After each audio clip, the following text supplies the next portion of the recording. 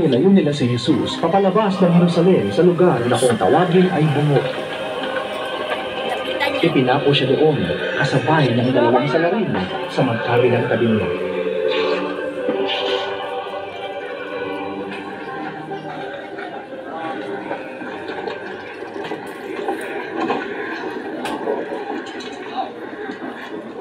Malas ka na naman. Kukurutin kita tipit.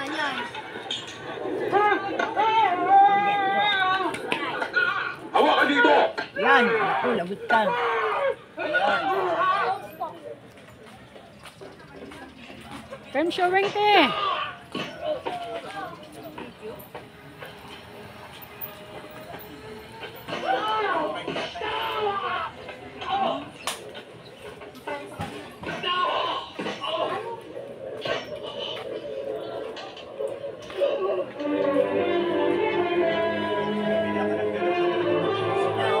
Kayo!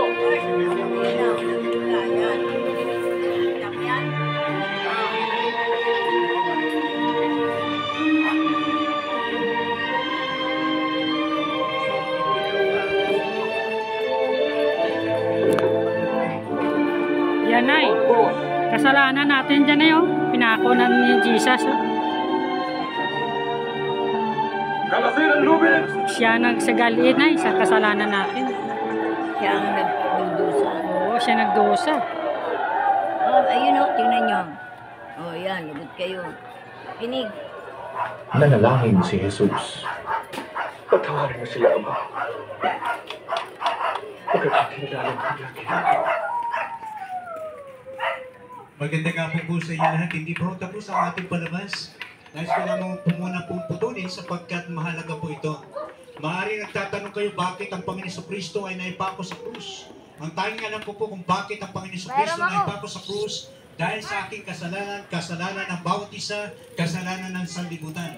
Mga kaibigan, mga giliw ko sa lahat po na naiaabot po ng tinig na ito, mahal po tayo ng Diyos. Kanya niya ibinigay niya ang kanyang buhay para sa ating lahat. Sinasabi po ng Biblia, gayon na lamang ang pag-ibig ng Diyos sa sanlibutan, ibinigay niya ang kanyang bugtong na anak upang ang sino man sa kanya'y sumampalataya ay huwag mapahamak kundi magkaroon ng buhay na walang hanggan. Buhay na walang hanggan ang nais ng Diyos ibigay sa bawat isa sa atin na nagnanais na tanggapin ng Diyos sa kanyang buhay bilang Panginoon at tagapagligtas sa kanyang buhay.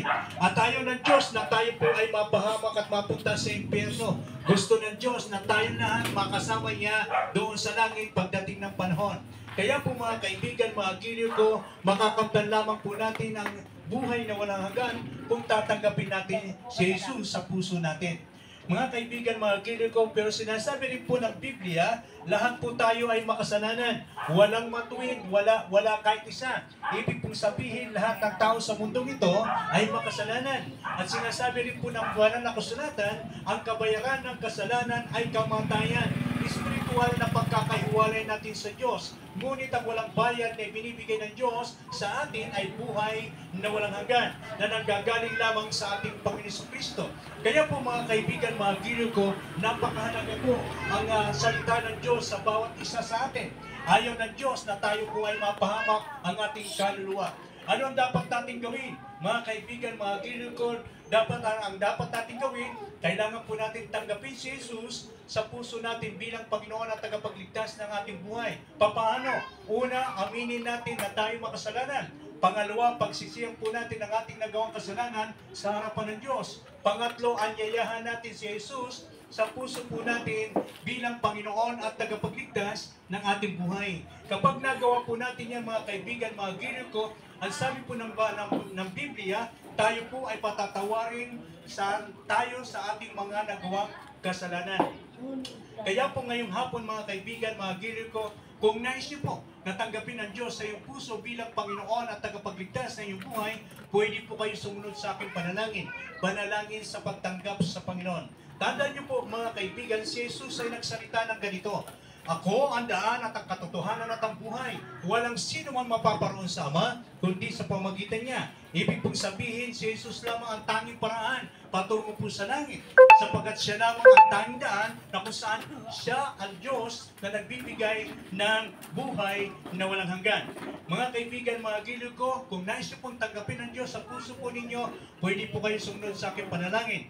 Mga kaibigan, mga giliw ko, hindi po tinitingnan ng Diyos kung sino po tayo sa lugar na ito. Hindi po tinitingnan ng Diyos kung may pinag-aralan ka o wala. Hindi po tinitingnan ng Diyos kung ikaw po'y mayaman o mahirap. Ang tanging tinitingnan ng Diyos ay ang puso ng bawat isa sa atin.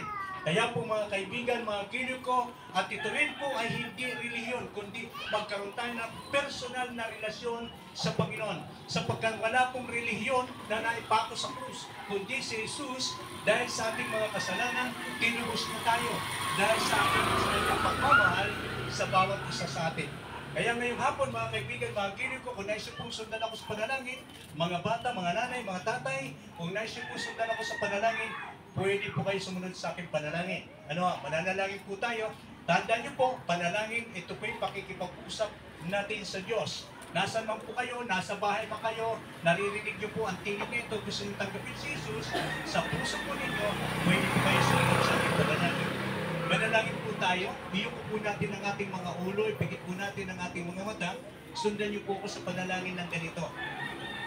Panginoong Jesus, marami pong salamat sa oras pong ito.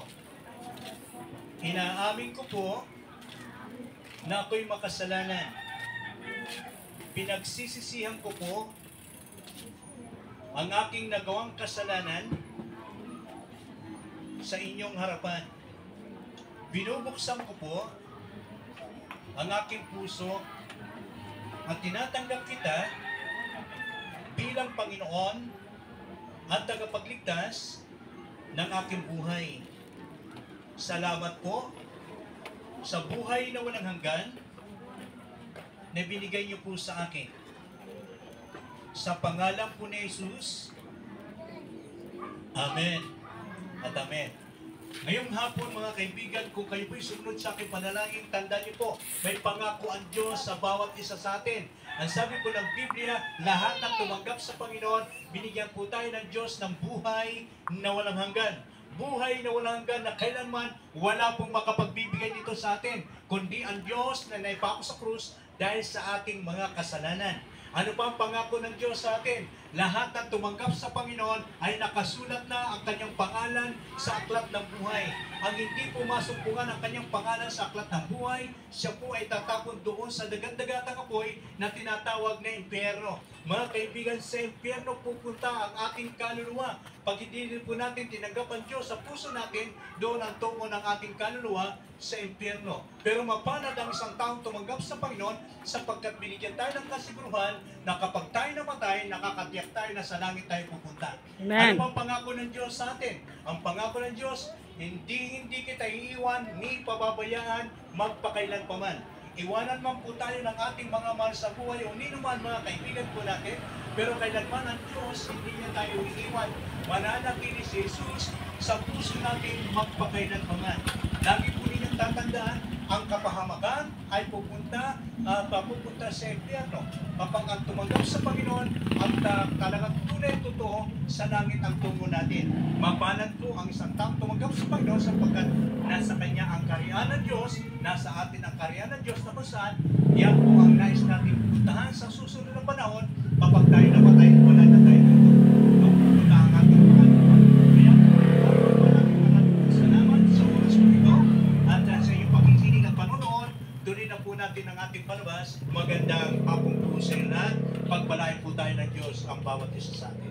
Amen.